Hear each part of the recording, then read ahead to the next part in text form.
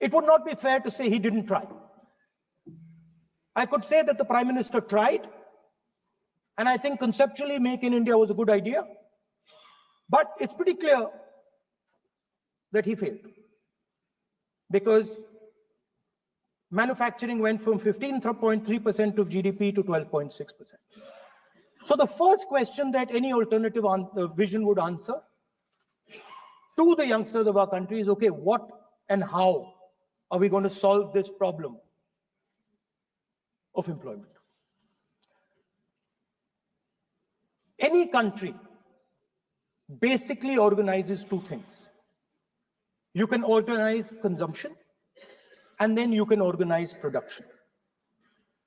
Modern way of saying organizing consumption is services.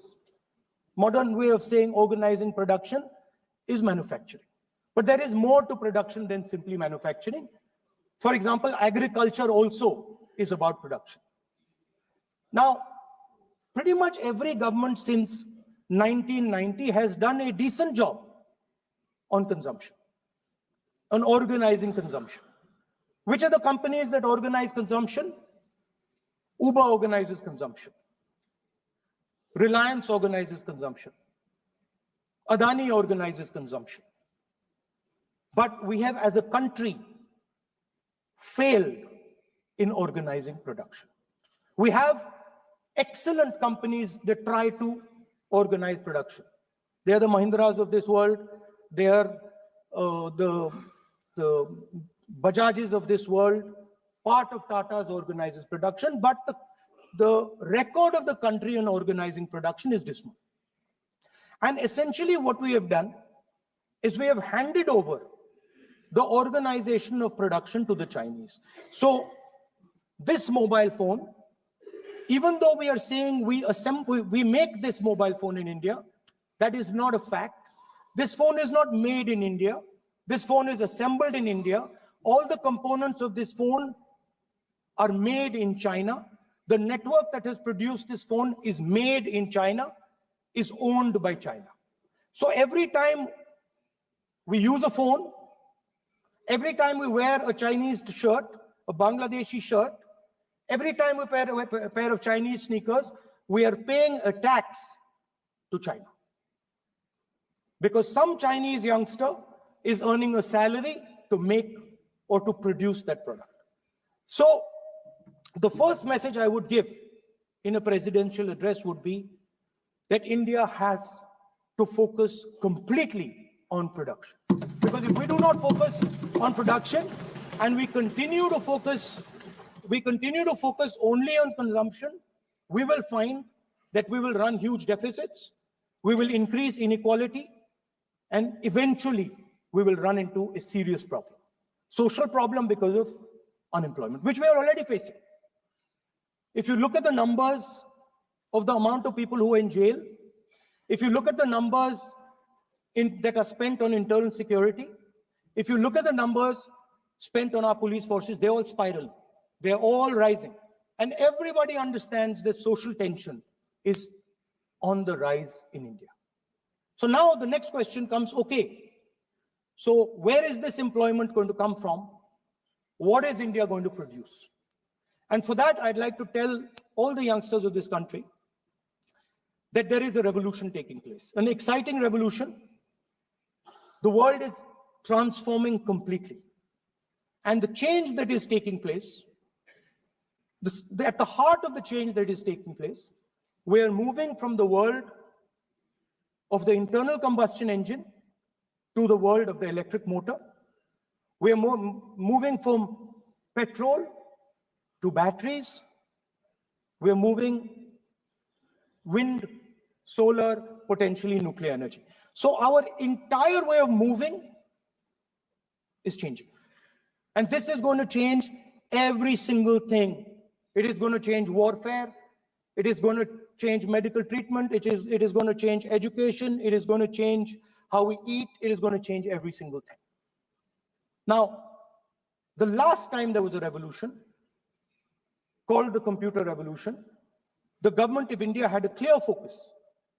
We looked at that revolution. It was a Congress government. We looked at the revolution and we decided clearly that we are going to focus on the development of software. And we rode the wave of that revolution.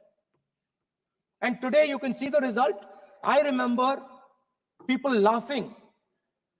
I remember people laughing when the computer was being talked about. You mentioned Mr. Vajpayee. I respect Mr. Vajpayee, but Mr. Vajpayee gave a speech saying that computers are of no consequence to India.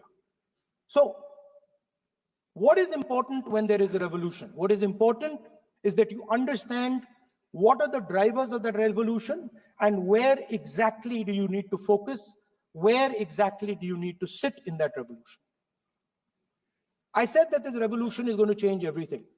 And I want the youngsters in this country to think about it. There is a war going on in Ukraine. The war in Ukraine is actually a war between the internal combustion engine and the motor, the electric motor. The electric motor is inside the drone, the engine is inside the tank. And if you look at what is going on in Ukraine, the tanks are dying by the thousands. And small little drones with electric motors, small batteries, not much bigger than that, are destroying the entire tank artillery infrastructure of both Ukraine and Russia. So the drone is the electric motor. The drone is the battery. The drone also needs to see. So the drone is a camera. In the same way, electric cars, the electric car is a motor. The electric car is batteries. The electric car is cameras. Robots are exactly the same thing. Robots are electric motors, multiple electric motors with cameras, with batteries. And this is what the revolution is going to look like. So there are basically 4 technologies that are driving this entire change in mobility. Electric motors, batteries, optics, and then on top of that, you can apply AI. Now I want to tell the youngsters of this country, people talk about AI. But it's important to understand that AI on its own is absolutely meaningless. Because AI operates on top of data. Without data, AI means nothing. And if we look at data today, there is one thing which is very clear. Every single piece of data that comes out of the production system in the world, the data that was used to make this phone, the data that is used to make electric cars, the data that is used to make basically all electronics on the planet today is owned by China. And the consumption data is owned by the United States. In China, the consumption data is owned by China, but in India, companies like Google, companies like Facebook, companies like Instagram, X, they own our consumption data.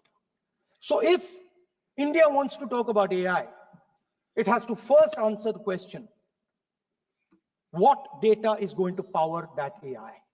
And the answer today is India does not have that data. Neither does India have production data, neither does India have consumption data. We have handed our consumption data to the big American companies, and the production data we don't have anyway. So what would that vision look like? The first thing, we would start getting youngsters excited about this revolution. We would start to introduce the idea of a completely new way of moving, a complete revolution in how things move. We would start teaching our children in schools about batteries, about electric motors, about how these things combine, about how drones, robots, electric cars are structured, how they will work together. And most important, we have to start building a production network so that we can get access to production data. Now, what would we focus on? We would not give you a laundry list. China has at least a 10-year lead on India in this space. China has been working on batteries, robots, motors, optics for the last 10 years, and we are behind. So what would our president's address say to the youngsters? We will choose critical areas in each one of these technologies, and we will start to build capabilities in those areas. The second thing we would do, we would ensure that our banking system is not captured by 2 or 3 companies that basically do not allow you to build a production system. But our banking system is open, is dynamic, and is accessible to small and medium businesses and to millions and millions of entrepreneurs who want to take part in this revolution. Our foreign policy would take into account this revolution. When we talk to the United States, we would not send our foreign minister to invite our prime minister to his coronation. We would not send him 3 or 4 times, please invite our prime minister. Because if we had a production system and if we were working on these technologies, the American president would come here and invite the prime minister. So it is important to understand where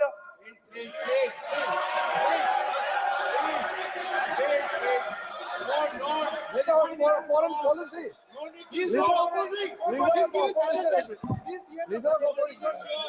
Leader of opposition cannot make such serious unsubstantiated statement. This is related to the relation between 2 countries, and he is making an unverified statement about invitation of the prime minister of our country. Is matter of our dignity. How can you make such kind of statement? He is leader of opposition, sir. He should be responsible in making such statement. Sir, LOP is giving us very, very positive suggestions. Why they are worried, sir? For the country, he is giving leader of opposition has the information from any official source. He must inform the House. If leader of opposition has the information, please inform the House. Okay. Who has told you that foreign minister is visited for the purpose which you have mentioned? You must specify it. So I'm sorry that disturbed you, that question. I apologize for disturbing your peace of mind. It's okay. I've apologized for disturbing your peace of mind. I'm sorry. To apologize for lying to the House. ऐसा नहीं होता है. तो serious होना चाहिए leader of opposition को. कम से कम देश के मामले में तो एक हो. देश के मामले में तो एक वॉइस से बोलना चाहिए. ये गलत बात है. ये ठीक नहीं है. लीडर ऑफ अपोजिशन को इस तरह का बयानबाजी नहीं करना चाहिए. ये गंभीर विषय पर चर्चा चल रही है. So we would start by telling our young men and women that they have to be at the forefront of this revolution. We cannot afford that the Chinese are at the forefront of this revolution. Number 1. Number 2, we would ensure that the absolute best experts on these technologies would talk to our students, would talk to our youngsters and guide them on what a future, on what these future technologies are going to do. We would make them partners in this revolution. Now, we talk about defense. And today, we have the Chinese, and the Prime Minister has denied it, and the army has contradicted the Prime Minister. It's true. The Prime Minister has denied it. The Prime Minister has denied it, and the army has disagreed with the Prime Minister that China is sitting on 4,000 square kilometers of our land, of our territory.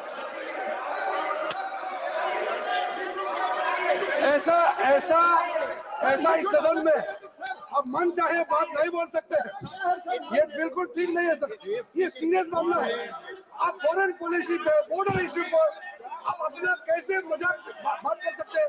अपना मन कहानी आप बना के बोल रहे हैं। ये तो बहुत सीरियस मामला है। माननीय प्रतिपक्ष के नेता, जो आप विषय बोल रहे हैं, उसके तथ्यों को Let me speak.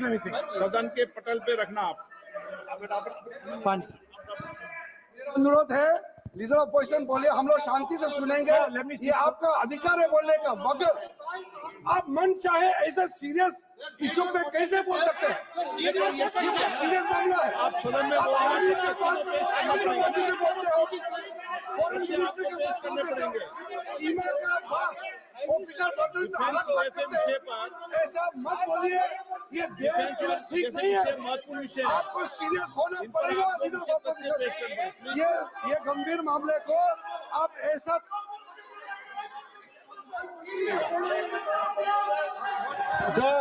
The Prime Minister has denied that Chinese forces are inside our territory, but for some reason, our army keeps talking to the Chinese about their entry into our territory, and our Chief of Army Staff has said that the Chinese are inside our territory. This is a fact. This is not invention. This is a fact. Now, but the reason China is inside our territory is important, because people think that wars are fought between armies and their weapons. But the fact of the matter is that wars are fought by industrial systems.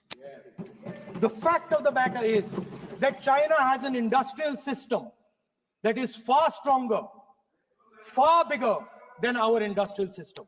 And that is why they have the guts to come inside this country. The reason China is sitting inside this country is because Make in India has failed. The reason China is sitting inside this country is because India is refusing to produce. And I am worried that India is going to give up this revolution to the Chinese once again. The reason I made this reference is because everything is connected. If and when we fight a war with China, we will be fighting with Chinese electric motors, Chinese batteries, Chinese optics, and we will be buying Chinese motors, Chinese optics, Chinese batteries. It is a non-sustainable proposition. That is why, for our security, for the future of our children, for the future of our country, we have to build a production system, and we cannot allow this revolution to go by. Now, the next step, we have a strategic partner called the United States. The partnership should focus on how India and the United States can work together to take advantage of this revolution. That is what the conversation should be on. Please understand that India is as important as the United States, for the simple reason that they cannot build an industrial system without us. They cannot build a production system without us. No matter what they say, the Americans simply cannot do what India can do, because their cost structure is much, much, much more expensive than ours. We can build things that the Americans would never imagine. India can do that. So that would be the first part of a president's address. We would talk to the youngsters in India and say to them, we want you to be partners in this revolution. We want to change the Indian banking system so you can have access to it. And we believe in you, we trust in you, and we believe you can take on the Chinese. That's the first part. The second part would be about participation. We have done a caste census in Telangana, and what we have found is shocking. Almost 90% of Telangana is either Dalit, Adivasi, backward, or minority. Almost 90%.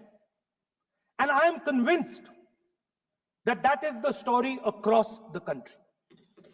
I am absolutely convinced that the OBC population of this country is not one less than 50%, possibly 55%. 16% are Dalits, 9% are Adivasis, 15% are minorities. Last budget, there was a photograph.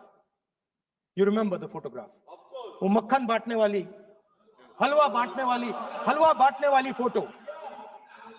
मैं हैरान हो गया कि इस बार photo ही हटा दी. हलवा खिलाया मगर दिखाया नहीं किसको खिला रहे. प्लीज. तो at the center of any new development paradigm for this country, which runs parallel with the production paradigm I spoke of, which works together with the production paradigm I spoke of, is the participation of lower castes, OBCs, Dalits, Adivasis in the wealth of this country. If we look at the largest corporates in this country, they're all owned. None of them are owned by OBCs. None of them are owned by Dalits. None of them are owned by tribals. If we look at the biggest media companies that support the Prime Minister, every day we see the Prime Minister's pleasant face, smiling face on these media. None of them are owned by OBCs. None of them are owned by Dalits. None of them are owned by Adivasis. This is the fact. So central to any new development paradigm is the architecture of a new paradigm. And that architecture of the new paradigm can only be built once the caste census is placed on this table. Because once the caste census is placed on the table, we will know exactly how much of this country's wealth, how much of this country's power, how many of this country's institutions are owned by 90% of this country. There are OBC MPs in the BJP. There are OBC MPs in the BJP. There are Dalit MPs in the BJP. There are Adivasi MPs in the BJP. Remember, you are OBCs, you have 50% of the population and you have absolutely no power. I know that you're sitting there and you cannot even open your mouth. That is the truth of the country.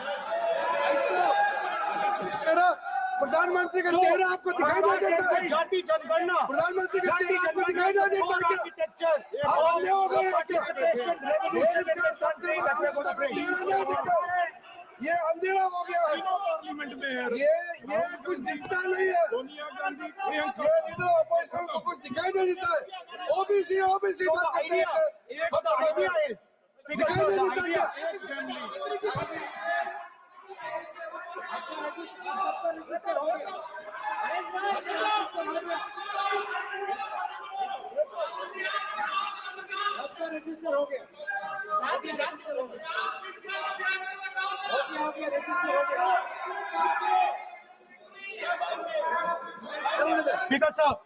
Speaker sir, so the idea is, on one side, allow India and the Indian youngsters to participate in the coming mobility revolution. Allow them to participate in building robots, in building drones, in building electronic items, in building EVs. And on the other side, running parallel.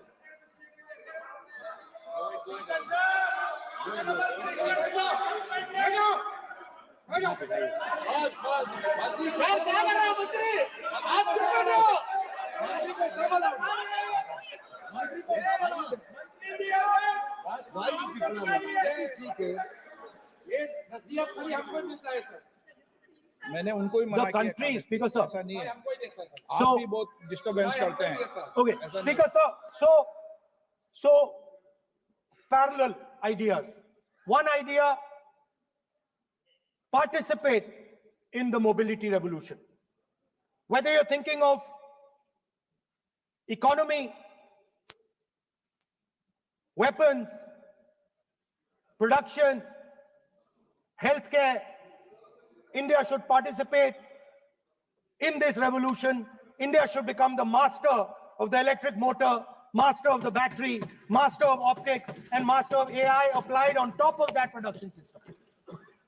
Now imagine the power of AI when we apply it to the caste census. You imagine what we will do with AI and what we will do with the social revolution in this country when we start to apply AI on the data that we get from the caste census. So we are going to run a parallel track. On one side, participation, revolutionizing the participation of Dalits, OBCs, Adivasis in the ruling of this country, in the institutions of this country, in distribution of wealth of this country. And on the other side, parallel track, challenge the Chinese and participate in the revolution and defeat the Chinese in electric motors, batteries, solar panels, and wind. So that is the first two parts of any presidential election address that any India Gathbandhan leader would give you. The final, of course, we go back to the Constitution. This, our favorite, just like the production system is a weapon, just like Jati Jangarna is a weapon of transformation, this is what the entire architecture is built on. I remember before the elections, all of you were saying 400 par, and you were saying you would change this. And then I was glad to see that the Prime Minister walked in and then was forced to bow his head in front of the Constitution. It was a moment of pride for all Congress people that we had explained to the Prime Minister and to the whole country that no force will dare touch this. Yeah. I know that the RSS has never accepted this. Mohan Bhagwatji has said that India didn't get independence in 1947. He has said that this constitution is meaningless. I know that that is at your heart. We will never let your dream come true. This constitution is going to rule India always. Now, एक minute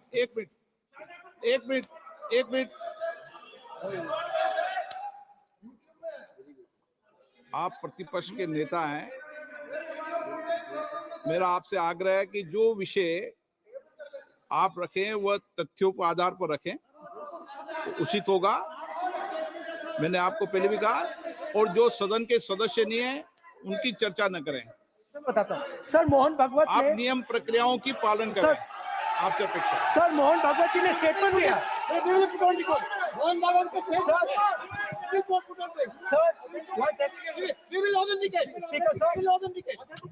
Speaker sir, Mohan Bhagwat ji made a statement saying that India did not receive independence in 1947. It received independence when the Ram Mandir was inaugurated. We will place that on the table. Now, sir, I would like to mention one small thing, but very important thing. Speaker sir, this constitution is supported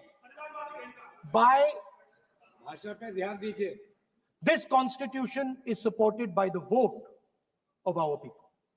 Without the secure vote of the Indian people, this constitution means nothing.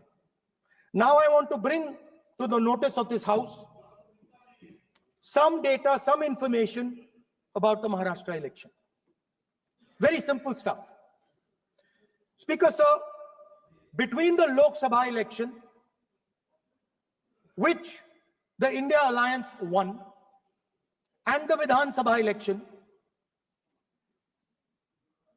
the voting population of Himachal Pradesh was added to the voting roll of Maharashtra. Meaning the entire population of Himachal Pradesh was added to the voter rolls of Maharashtra. Please understand what I am saying. In Lok Sabha, the difference between Lok Sabha and Vidhan Sabha was the population of Himachal. The entire population, what almost 70 lakh new voters suddenly arrived between Lok Sabha and Vidhan Sabha. Now, the most interesting part, and the Prime Minister is not looking at me. The most interesting part. सुन रहा है मजबूरी है। आप The तर्क most में बात करो ना, interesting part. तर्क में सब सुनेंगे, देख नहीं रहे मुझे। तर्क में बात करो। मुंह नीचे कर लिया suddenly. The most interesting part is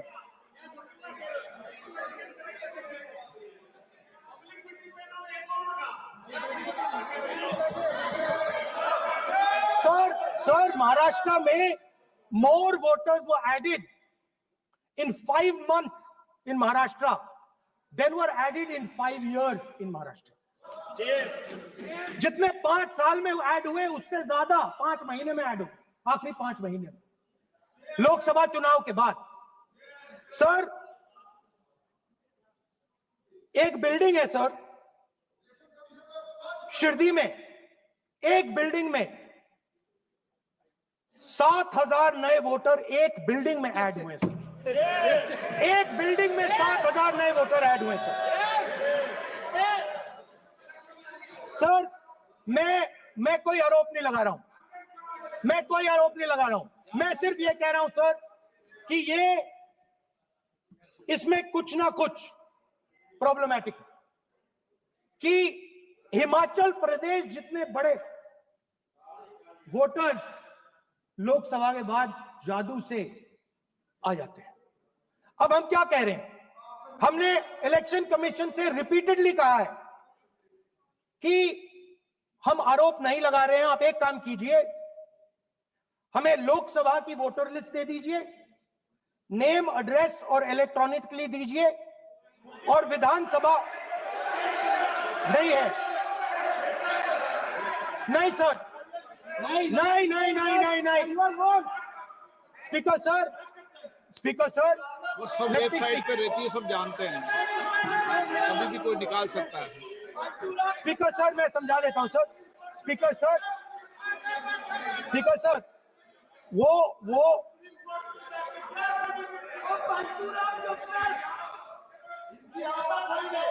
Speaker sir, we have asked. Speaker sir.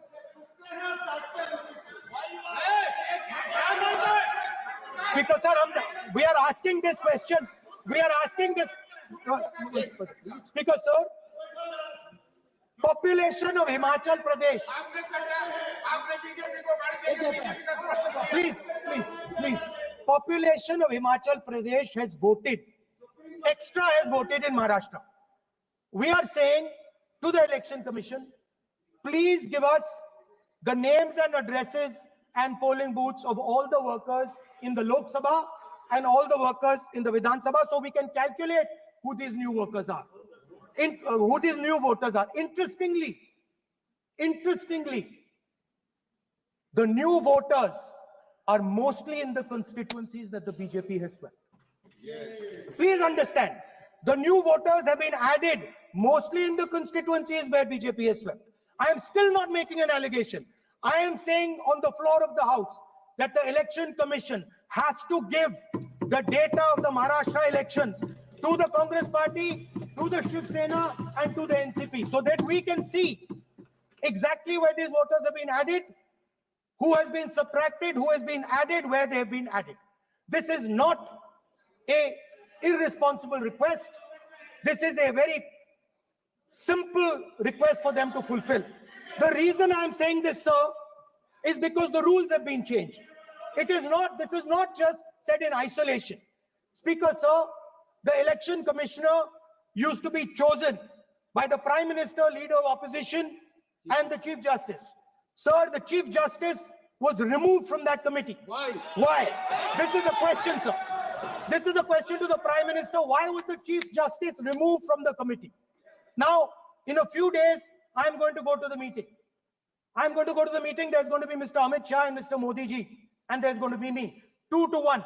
Why am I even going to the meeting? What is the purpose of me going to the meeting? I'm only going to the meeting to certify what Modi ji and Amit Shah ji are going to say, right? Whereas if the Chief Justice was there could be a discussion. Chief Justice and Leader of Opposition could say, no, we don't agree. So there seems to be a calculated strategy. Now, just prior to the Loksabha, the election commissioner was changed and 2 new election commissioners were placed. Yes. We know that the election dates were changed. We know that the elections were postponed. These are facts. These are not things I am inventing. So, in order to safeguard this constitution, the entire opposition requests the data for the Maharashtra election. We request the data and the electoral voter list for Lok Sabha and the corresponding list for Vidhan Sabha. And I am very confident that the election commission will not give us this information. Speaker sir, that is broadly. So the third element of our president's address would be a determined defense of India's institutions, of our democratic system, and a re-look at our entire democratic framework, and the looking again at all the institutions that have been taken away from the people of India. So those would be the type of things that we would say in a presidential address. I'd like to finally say one thing. In the last, थोड़ा बढ़ा देता हूं. अब मैं थोड़ा और खींचूंगा. अब और खींचूंगा थोड़ा. अब और खींचूंगा. So in the last, there is a background, a philosophical background to what I am saying. Essentially, what I am saying to the youngsters of India and to this house is that instead of focusing on multiple things, instead of telling us a laundry list, give us a strategy, give us a vision, make it clear, right? Now, there is a philosophical basis to this. There is even a deep philosophical basis to this. I showed you the picture of Shivji, which you didn't allow me to show. I showed that picture for a reason. What does that picture tell us? If you look at that picture carefully, it tells us focus carefully. Do not get distracted. Do not look here and there. Do the job at hand. So there is a philosophical basis to the speech I have given. I have not told the House and the country that we will do this, and this. This is the philosophy of Shivji.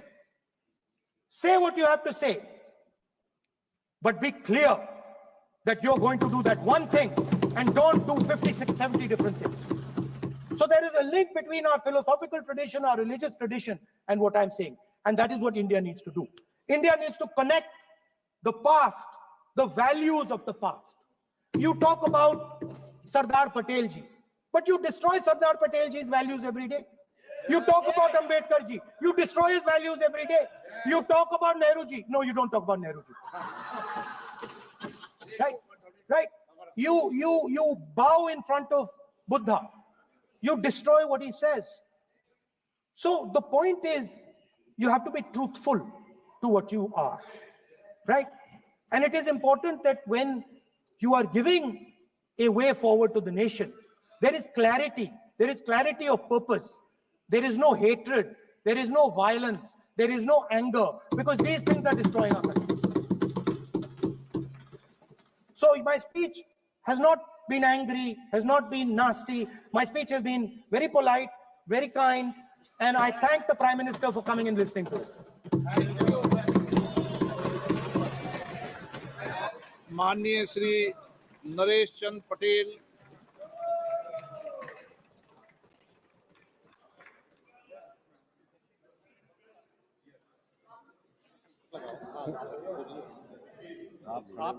माननीय सभापति महोदय, अध्यक्ष जी, जाने वाले कोई नहीं रोक पाएगा। आप तो अपना भाषण महोदय, सबसे पहले मैं आपका धन्यवाद करना चाहता हूं कि आपने महामहिम राष्ट्रपति के भाषण के धन्यवाद प्रस्ताव पर मुझे बोलने का मौका दिया। मानवर इस सदन में बोलते हुए सबसे पहले मैं महाकुंभ में हुई दुखद घटना को स्मरण करना चाहता हूं। उन सभी श्रद्धालुओं और भक्तों को मेरी भावपूर्ण श्रद्धांजलि। मानवर जिन्होंने अपने जीवन की आस्था और भक्ति के साथ पवित्र स्नान करने का संकल्प लिया था, लेकिन दुर्भाग्यवश प्रशासनिक कुप्रबंधन और लापरवाही के चलते वो काल के गाल में समा गए।